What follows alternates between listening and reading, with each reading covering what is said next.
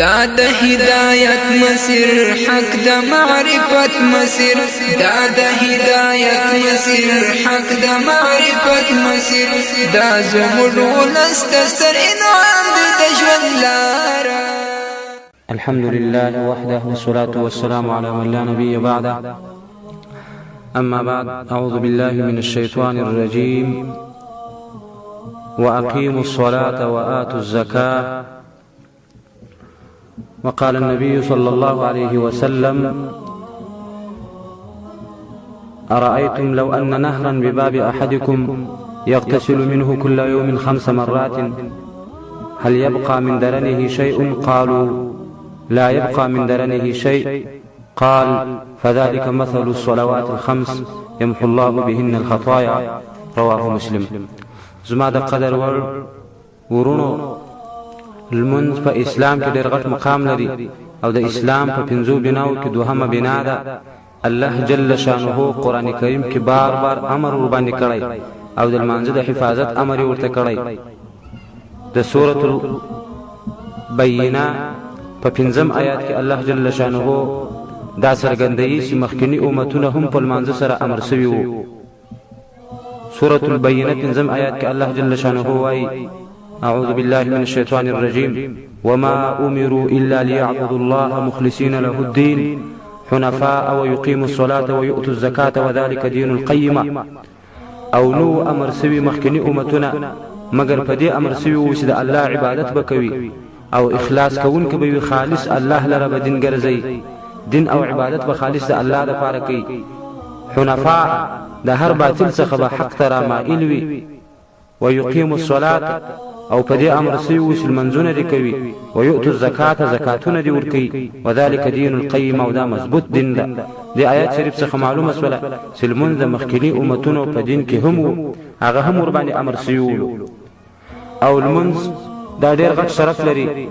د دې د فضیلت په باره کې ډېر احادیث د محمد رسول الله صلی الله علیه وسلم څخه راغلي دي چې یو حدیث ستاسو په خدمت کې وړاندې کوم. مسلم شریف کې د ابي هريره رضی الله عنه څخه روایت ده چې د نبی علیه الصلاة والسلام څخه واورېدل، هغه ویل: والخبر راکړئ ای صحابو، که په تاسو کې د یو سړي د دروازې د مخه یو ولوي او دغه سړی په هره ورځ کې 15 غشته په دې وله کې لمبیږي، بدن پکې پریولي، هل يبقى من درنه شيء؟ آیا د خیرو څخه به یو څه پاتې شي؟ یعنی د په بدن به یو څه خیر پاتې شي؟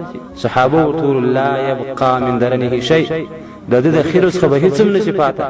نو نبی علیه الصلاة والسلام ورته: فذلك مثل الصلوات الخمس. دا د 5 منځونو مثال ده. يمحو الله بهن الخطايا. الله جل شانه په دې 5 منځونو سره ګناهونه رژي. نو زمورونو په دې حدیث مبارک کې نبی علیه السلام د 5 منځونو مثال وایو په هغه لمبېدلو سره، لکه یو سړی چې د دروازې د مخه ولا روانه یو د ورځې 15 غشته په دې ولا کې لمبېږي، نو څنګه به د بدن پاک شي؟ امدغه سي په 5 منځونو سره د انسان بدن د ګناهونو څخه د ګناهونو د خیر څخه پاکيږي. په دې منځونو سره ګناهونه راځي. نو زمورونو په دې خاطر سلمونز ډېر غټ مقام لري په دین کې. نو مستفکار د لمانځه ډېر خیال وساتو، ډېر په خشوع په توجه سره لمونځ وکړو او الله جل شانه تزان پکې عاجز کو خاشع لمونځ وکړو. خود توجه د پاره دا ډېر ضروري ده چې د مسکون کې باید خپل منځه ترجمه یې زید د منځه د الفاظو معنا یې زید چې د هغه توجه په منځه کې وکړي. او به توجه المنز دته علماء د مړو چرګ مثال ور کړی ده. ابن القیم رحمه الله شغه یو غټ شخصیت تر سوی یو غټ عالم خپل کتاب کې وایي څوک چې به توجه المنز کوي او دغه المنز الله ته تحفه کوي. دا داسې مثال لري لکه یو مړ چرګ چې یو چا په انبار غورځولې وي او یو بل نفر ورسې هغه راواخي په دسمال کې غوټه کې خپل دوست یې په تحفه کې وروړي، ا دوست به څومره ځین ناراضه شي. همدغه الله جل شانه په به توجه المنز ناراضه کیږي. نو دې لپاره زموږ د منځونو په توجه باندې شي. نو د لمانځه ترجمه یې ذکول موږ ته ډېر ضروري ده. نو ستاسي په خدمت کې د الله جل شانه د رضا لپاره زه د لمانځه مختصره ترجمه وړاندې کوم. زما د قدر ورونو، کله چې تاسو لمانځه ته ولاړیږئ نو خو په زړه کې نیت وکړئ د لمانځه تعین د لمانځه وکړئ او د وخت تعین یې وکړئ مخ په قبله باندې ودرېږئ او په ډېره عاجزۍ سره د نیت څخه وروسته تاسې وایاست الله اکبر. د الله اکبر معنا خو دا ده الله اکبر الله ډېر لوی ده. د هغه څخه وروسته دعاء الاستفتاح ویل کېږي چې الفاظ دا دي سبحانك اللهم وبحمدك وتبارك اسمك وتعالى جدك ولا اله غيرك. ترجمه دا سبحانك اللهم پاکیده تعالی ای لوی الله وبحمدك او ثنا و صفت تعالی مر ثنا و صفت استوایو وتبارك اسمك مبارک دی استانم وتعالى جدك او ستا شان ډیر لوی ده ولا اله غیرک او بیره تا د عبادت لایق بل څوک نسته د عبادت لایق نسته مشکل حلول کوي او نسته حاجتونه پر کوون کوي ما سواله تا. او زمرونو په صحیح احادیثو کې یو بل دعا هم راغلې ده د بخاری شریف او د مسلم شریف په احادیثو کې راغلې ده کله کله د هغه ویل هم په کار ده چې دغه سبحانك اللهم په ځای باندې هغه وایو د هغه الفاظ دادي اللهم باعد بيني وبين خطاياي كما باعدت بين المشرق والمغرب اللهم نقني من خطاياي كما ينقى الثوب الأبيض من الدنس اللهم اغسلني من خطاياي بالثلج والماء والبرد. ترجمه دا اللهم باعد بيني وبين خطاياي يا الله زما او زما د ګناهونو تر مابین لريواله راوله كما باعدت بين المشرق والمغرب لك څنګه څومره اندازه لريواله چې تا د مشرق او د مغرب تر مابین راوستلې. اللهم نقني من خطاياي كما ينقى الثوب الابيض من الدنس يا الله ما زما د ګناهونو څخه دغه صفات کله سپینه جامه د خیرو څخه پاکي شي. اللهم اغسلني من خطاياي بالثلج والماء والبرد يا الله ما د خپل ګناهونو څخه فپریو له فواور باندې او په اوبو باندې او په ژلې باندې. د دې دعا او استفتاح څخه ورسته بیا اعوذ بالله من الشیطان الرجیم وایو چې ترجمه یې دا اعوذ بالله پناه غواړم په الله جل شانه باندې من الشیطان الرجیم لو وسوسو او لشر د هغه شیطان چې هغه الله رټلې ده هغه د الله د رحمت د دربار څخه رټل شوی ده. د هغه څخه ورسته بیا بسم الله الرحمن الرحیم وایو بسم الله شروع کوم یعنی دا قرائت شروع کوم المن شروع کوم پنامو د الله جل شانه باندې الرحمن چې ډېر مهربان ده الرحیم همیشه مهربان. د هغه څخه ورسته بیا د سوره الفاتحه ویل فرض ده. سوره الفاتحه وایو الحمد لله رب العالمين الحمد لله طول ثنا طول صفاتونه د کمال طول صفاتونه د خدای توب لله خاص الله لردي رب العالمین چې د ټول مخلوقات رب ده د ټول مخلوقات پیدا کونکی او تربیه کونکی ده او د ټول مخلوقات نظام چلونکی او مالک ده. الرحمن چې همیشه الرحمن چې ډیر مهربان ده الرحیم همیشه مهربان ده.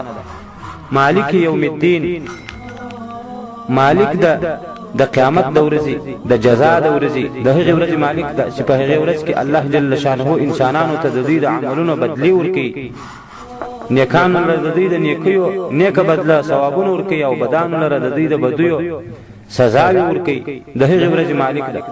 ایاک نعبد خاص وتا ته یا الله موږ عبادت کوو سر ټیټوو عاجزي کوو و ایاک نستعین او خاص لتا څخه په خپلو کارونو کې کومک غواړو.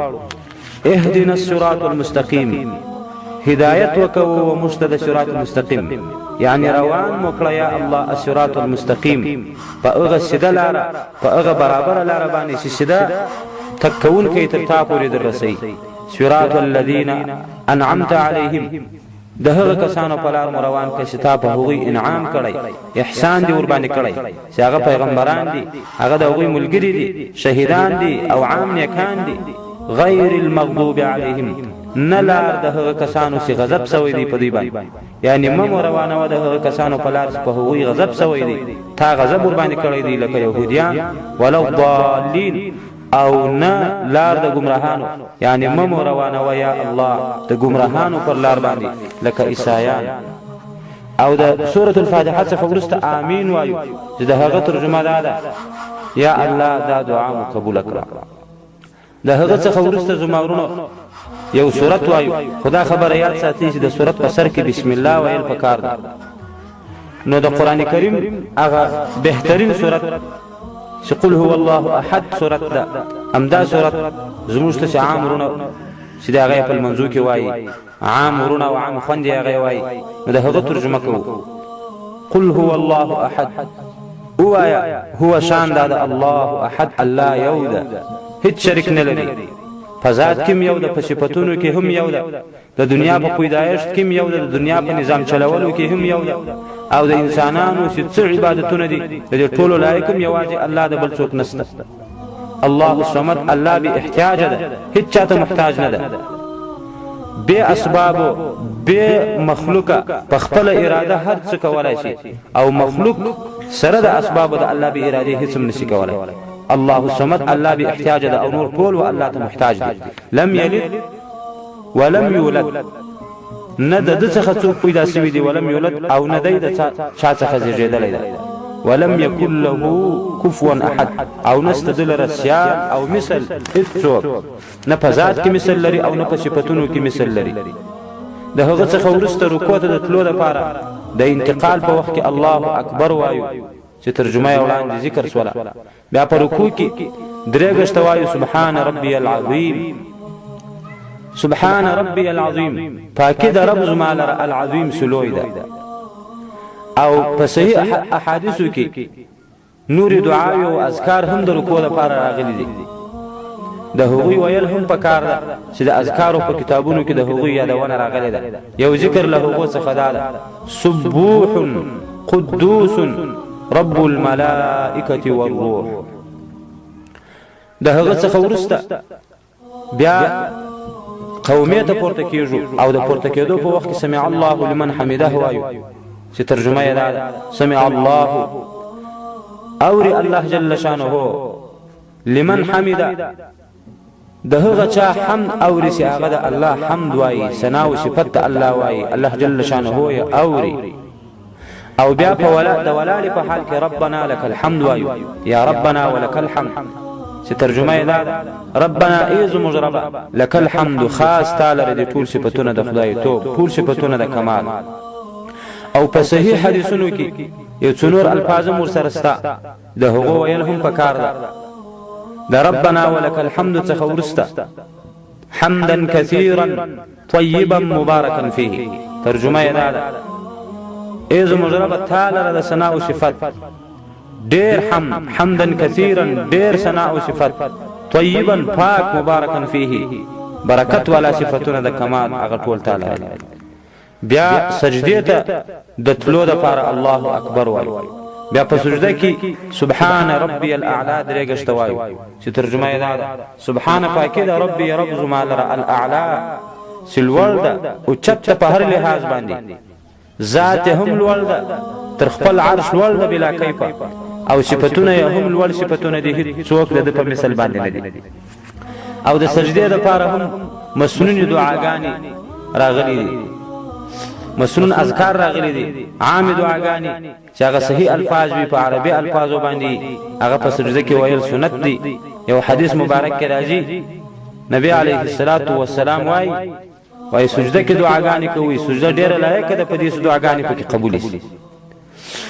نور مسنون اذکارم د سجده لپاره چې د هغه راغلي دي، لکه یو ذکر ده دعاء اللهم اغفر لي ذنبي كله دقه وجله اوله واخره وعلانيته وسره، ترجمه یې ده یا الله زما لوی او واړه ګناهونه راو بخښه، پټ او ښکارا ګناهونه مې راو بخښه، باریک او غټ ګناهونه مې راو بخښه. بیا د سجدې څخه وروسته زما ورونو کله چې تاسو په اوله قاعده یا په اخیره قاعده باندې کښینئ نو خو التحیات وایاست. د التحیات ترجمه ذکر کړو التحیات لله، التحیات لله ټول عبادتنا او تحفه خاص الله جل شانه لري، والصلوات او د بدن عبادتنا بدني عبادتنا لك المنز لك روزه، والطيبات او مالی د مال عبادتونه لکه زکاتونه خیراتونه، دا ټول عبادتونه خالص د الله جل شانه د پاره دی او د هغه په نامو وکیږي. السلام علیک ایها النبی، سلام دی پتا باندې ای نبی ای پیغمبره، ورحمت الله رحمتونه د الله دی در باندې، وبرکاته برکتونه د الله دی. السلام علینا، سلام دی په موږ باندې، وعلى عباد الله الصالحین، او د الله جل شانه په نیکانو بندگانو دی سلام دی. اشهد ان لا اله الا الله، شاهدی او گواهی ورکوم په دې سنست د عبادت لایق مگر یو الله ده. واشهد ان محمدا عبده ورسوله، او شاهدی او گواهی ورکوم په دې محمد صلی الله علیه وسلم د الله بنده او د هغه رسول ده. د اتحیات څخه وروسته بیا درود وایو. اللهم صل علی محمد، ای الله رحمت نازل کړه په محمد صلی الله علیه وسلم باندې، وعلى آل محمد، او په آل محمد صلی الله علیه وسلم باندې، کما صلیت علی ابراهیم، لکه څنګه چې د رحمت نازل کړی و په ابراهیم علیه السلام باندې، وعلى آل ابراهیم، او په آل او اولاد د ابراهیم علیه السلام باندې، انک حمید مجید، بشکته یا الله استایل سوی په هر حال کې، مجید لوی ذات دی. اللهم بارک، یا الله برکت وکړه علی محمد په محمد صلی الله علیه وسلم باندې، وعلى آل محمد، او په آل او اولاد د محمد صلی الله علیه وسلم باندې، فآل او اهل بیت محمد صلی الله علیه وسلم باندې، کما بارکت علی ابراهیم، لکه څنګه ستا برکتونه کړي وو په ابراهیم علیه السلام باندې، وعلى آل ابراهیم، او په آل ابراهیم علیه السلام باندې، انک حمید مجید، بشکته استایل سوی صفاتونه دي سوی دي مجید او لوی ذات دی. د هغه څخه وروسته زمارونو بیا دعا کوو. د قران کریم دعا چې قران کریم کې راغلی ده بهترینه دعا ده. اللهم ربنا آتنا في الدنيا حسنة وفي الآخرة حسنة وقنا عذاب النار.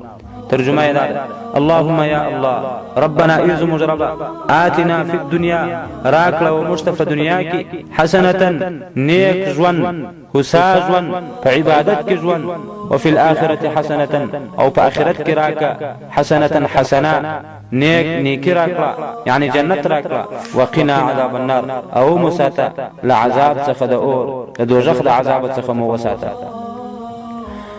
او د هغه څخه وروسته زمارونو بیا سلام ګرځو، او د سلام الفاظ دي السلام علیکم ورحمت الله، سلام دی په تاسو باندې، او رحمتونه د الله جل شانه دی په تاسو باندې. ستاسو دا خبره یې رني زمارونو د دوو سجدو تر مابین چې کومه ناسته ده دیته جلسه وای. په دې جلسه کې زمارونو ذکر ستا، مسنونه دعا ستا، مختصره دعا ده پکې. رب اغفر لي رب اغفر لي، دوه غشته ده الفاظ، رب اغفر لي رب اغفر لي. ترجمه دا ده ایز مجربه ما تبخش وکړه، ایز مجربه ما تبخش وکړه. دا ذکر مهروي. کچا دا ذکر د دوه سجدو تر مابین زوایو، نو به المنز په تعدیل او په آرام سره. او زماورونو د لمانځه د فراغ څخه ورسته بیا مسنون ذکرونه ستا، هغه مهروي. د لمانځه د فراغ ورسته به نبی علیه السلام دا ذکرونه ویل، صحابه ته هم ورسولو. یو واری به ویل چې الله اکبر، بیا به له هغه څخه ورسته ویل اللهم انت السلام، درې واری به استغفر الله ویل، استغفر الله استغفر الله استغفر الله، بخښ غواړم د الله څخه، بخښ غواړم د الله څخه، بخښ غواړم د الله څخه. بیا به له هغه څخه ورسته ویل چې اللهم انت السلام ومنك السلام تباركت يا ذا الجلال والإكرام. يا الله أنت السلام، تسلام ستانون سلام ده، ومنك السلام، او لتاسخ سلامتی ده. ټول مخلوق انسانان او نور مخلوق ته سلامتی ورکوي، ته ورکوي. تباركت برکت والا یا الله، برکتونه ټول ستاسو طرف څخه دي. یا ذا الجلال والإكرام، اے د لوی خاوند او اے د عزت خاوند.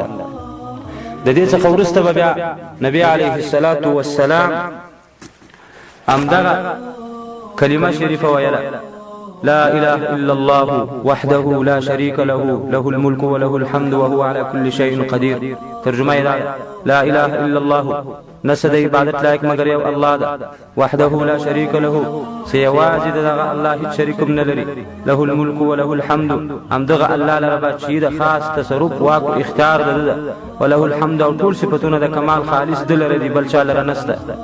وهو على كل شيء قدير امدغه الله جل شانه په هر شی باندې قادر او قدرت درلودونکی دی. د هغه څخه ورسته به بیا دا کوچنی او مختصره دعا کوله: اللهم لا مانع لما اعطيت، یا الله نست منع کوونکی د هغه څه چې تا ورکړي وي. ته چې چاته یو شی ورکوي څوک منع کولای نشي. ولا معطي لما منعت، او نست ورکوونکی د هغه څه چې تا منع کړي وي. ولا ينفع ذا الجد منك الجد، ولا ينفع ذا الجد منك الجد، او ګټه نه رسوي خاوند د لوی او د مرتبه لره ستا د عذاب څخه د مرتبه. یعنی ته چې چاته اراده د یو عذاب ورکول وکړي نو د مرتبه د دغه سړي مرتبه او شان او شوکت یې ستا د عذاب څخه نشي خلاصولای. دا مختصره دعا به کوله. یو پلای بیا الفاظ التوایم: اللهم لا مانع لما اعطيت ولا معطي لما منعت ولا ينفع ذا الجد منك الجد. ده هغه څخه ورسته بیا کلمه ویله: لا اله الا الله وحده لا شريك له، له الملك وله الحمد وهو على كل شيء قدير. او ده هغه څخه ورسته بیا دا ویل: لا حول ولا قوة الا بالله، لا حول ولا قوة الا بالله. ترجمه دا لا حول نستر اگرزیدل د ګناه، ولا قوت او نست قوت په عبادت باندې الا بالله مگر په کومک د الله ده. د هغه څخه ورسته بیا ویل: لا اله الا الله ولا نعبد الا اياه. نست د عبادت لایق مگر یو الله ده، او موږ عبادت نه کوو مگر خالص د الله عبادت کوو. له النعمه وله الفضل، خاص الله لره دي ټول نعمتونه چې مشترکي الله یې راکوي نو عبادت هم د کو.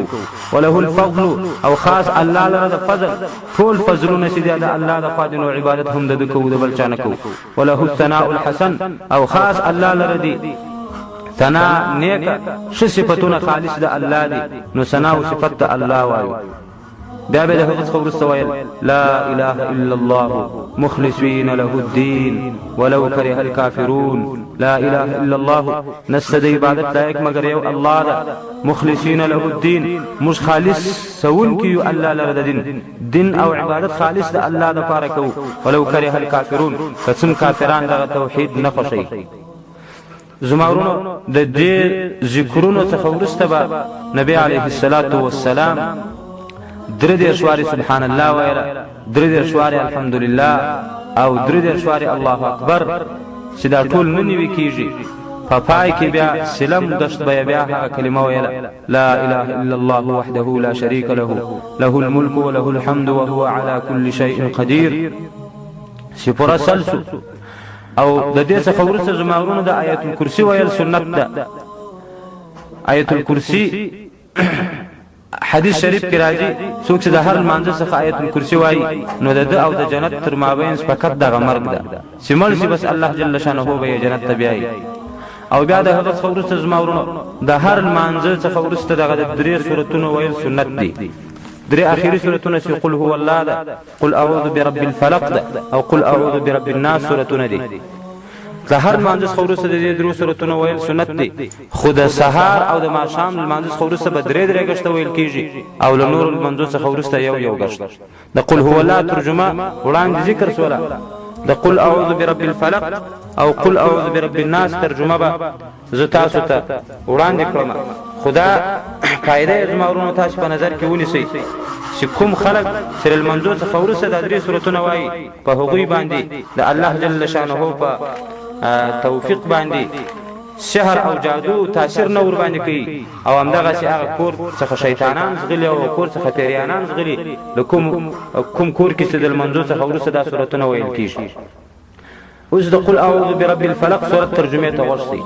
قل اعوذ برب الفلق، قل هو اعوذ ز پناه غواړم برب الفلق فرب سره د سپیدو، من شر ما خلق لشر د هغه څه چې د پیدا کړی دي، ومن شر غاسق او لشر څخه د تیارې شپې اذا وقب هر کله سره فرسي، ومن شر النفاثات او لشر څخه د پوک کون کو شذو څخه فی العقد وغټو کې، یعنی هغه شذ چې شر او جادو کوي او هغه په غټو باندې ورپوکوي د هغوی د شر څخه پناه غواړم، ومن شر حاسد او لشر د حسد کون کې پناه غواړم اذا حسد چې کله حسد او عناد کوي.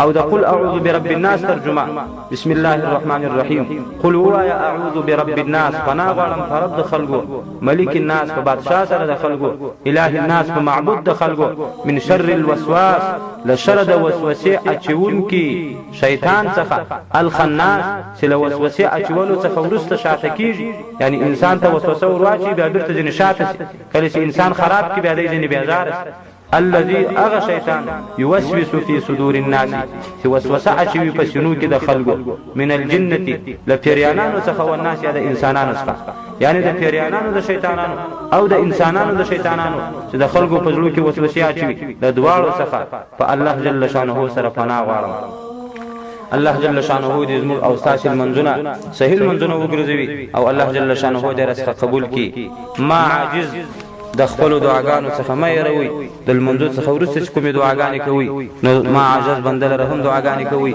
او دا خبره یاد ساتي کوم ذکرونه چې د منځو څخه ورسته ما تاسو دلته یاد کړلو او ترجمه وکړه په دې کې په پیغمبر علیه السلام او صحابه کرامو او امامانو مبارکانو لاسونه نه پورته کول دا به بیل پورته کېدو د لاسو د ذکرونه اړ وته نه تنها ویل سبحانك اللهم وبحمدك أشهد أن لا إله إلا أنت أستغفرك وأتوب إليك دا د هدایت مسیر حق د معرفت مسیر دا د هدایت مسیر حق د معرفت مسیر دا زموږ ولست ستر انعام دی د ژوند لاره دا د هدایت مسیر حق د معرفت مسیر دا د هدایت مسیر حق د معرفت مسیر دا زموږ ولست ستر انعام دی د ژوند لاره درس دا حدیث و قرآن فکی لستلی سو